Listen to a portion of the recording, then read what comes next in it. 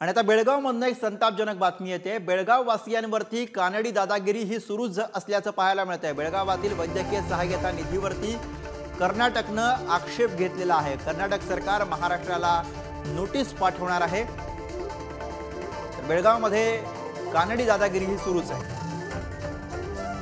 अक्षता नाईक आपल्या प्रतिनिधी या सध्या फोन लाईनवरून आपल्या सोबत आहेत, त्यांच्याकडनं अधिक माहिती घेऊया। अक्षता, हा नेमका सगळा काय प्रकार आहे? महाराष्ट्र सरकारनं 1 जानेवारी 2024 रोजी बेळगावसह सीमा भागातील गरजूंना महाराष्ट्राच्या आरोग्य योजना लागू केल्या आहेत। याचा पोटशुळ कुठेतरी कानडींना झालाय, त्यामुळे त्यांनी जिल्हाधिकाऱ्यांना आज निवेदन देत ही योजना बंद करावी असा आक्षेप घेत मागणी केली आहे। त्यानुसार जिल्हाधिकाऱ्यांनी प्रशासनावर दबावानं बेळगावमध्ये सुरू असलेल्या 5ही सेवा केंद्रांना नोटीस बजावली आहे।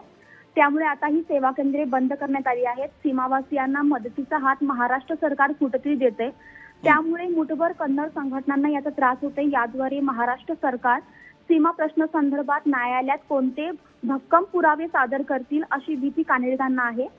त्यामुळे वारंवार मराठी माणसांना त्रास देण्याचे काम कन्नड संघटना आणि प्रशासन करते।